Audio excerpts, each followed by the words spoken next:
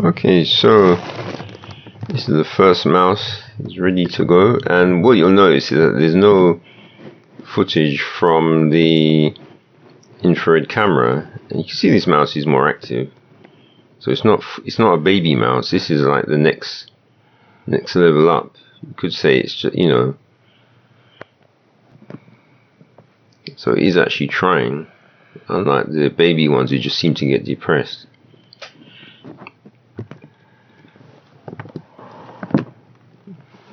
Okay, so yes, that's it. So yes, that's in the trap now. And remember, this is a triple strike, so this is the first one. So what's happening is that I'm going to be putting this mouse in the bin. And so this is the first one. And yeah, so this is just because this mouse was quite hungry. Because I think it's one of the ones which wasn't doing too well compared to the other ones. So you can see it's there concentrating on chewing that seed. So it can you know, chew it into nice small pieces so that it can fit it into its down its throat. Of course, you don't even want to imagine how small its throat is.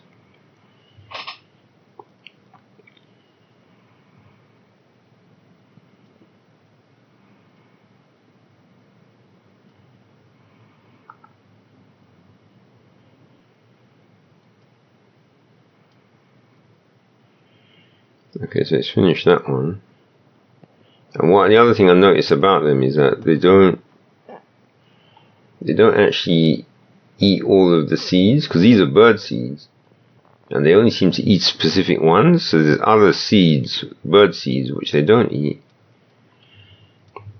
And the other thing is you can see a close-up of the magnet, and essentially this is like a super prototype where everything is taped together. But the thing about it is that even though it is like that, and I was just going to say that this is actually the next mouse, as you can see, because the perspex sheet isn't underneath it yet. And I think this one seems to be a similar age to that first one, where it's not a baby, so it is active. Although it seems quite big though, because you can see it is actually trying hard.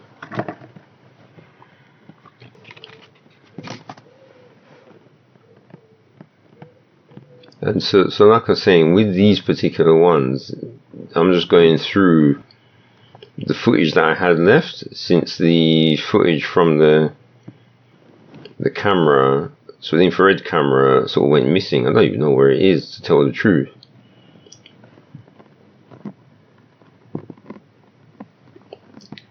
And you notice that the magnet from the front is missing now, because I removed it ever since Mama Mouse chewed away at it.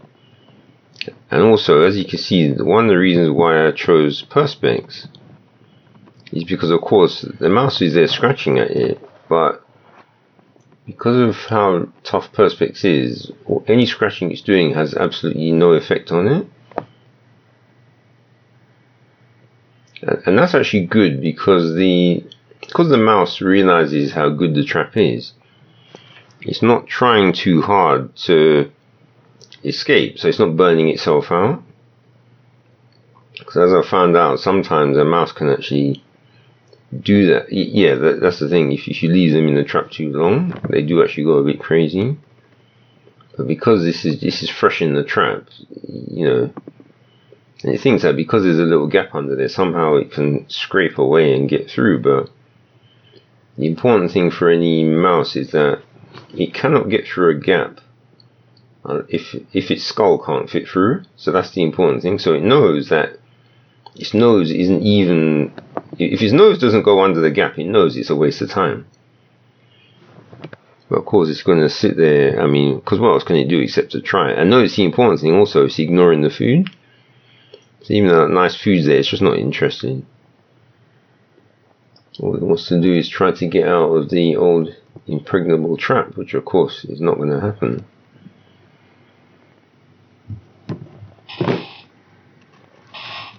So that's the second mouse in.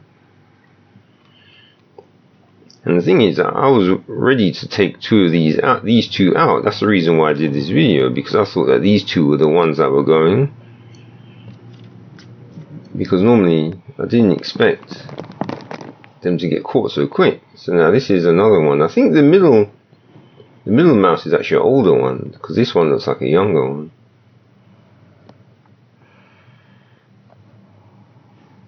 Yeah, this one's a bit younger. You can tell because his head is big. And he looks like a male as well.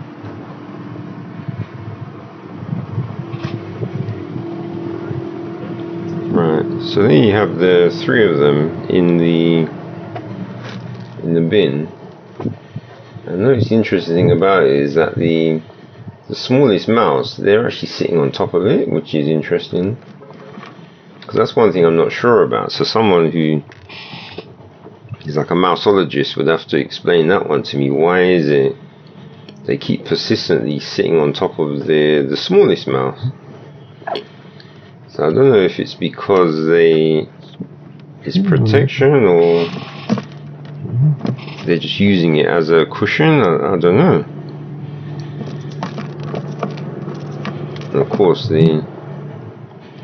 I think that's the big mouse, so it definitely, it's hard to tell sometimes. Yeah, it looks like it.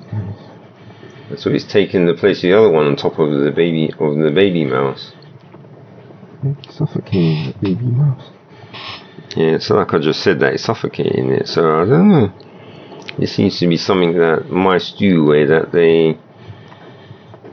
whichever mouse is like the youngest one, they always seem to like sitting on top of it.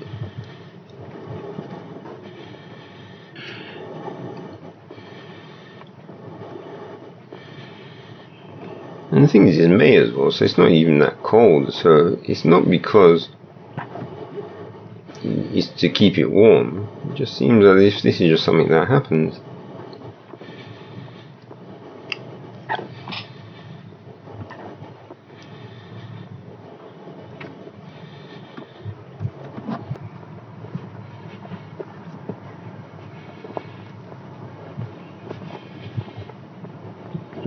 Right, so they've settled down again. Yeah, it seems like the baby one actually wants to be underneath, because you saw it burrowing itself back in. And they don't seem to mind sitting on it to, yeah, see there. Actually, they swap places now.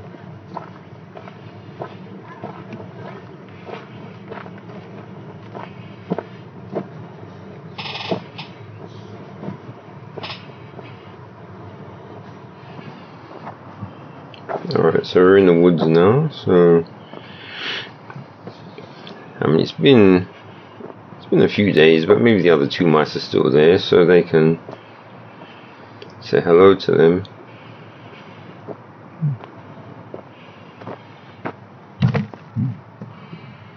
Okay, so we're ready now.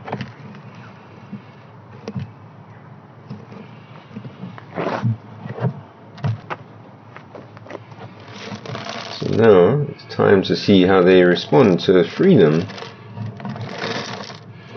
It's still alright, so it's down. So let's see who goes first.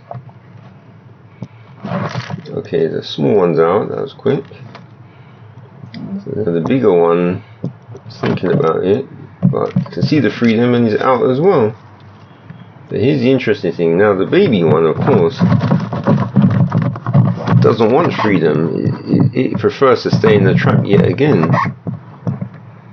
It's thinking about it, but no, it's off as well, so that wasn't too bad. Because as you remember in the previous one, how bad the other mouse was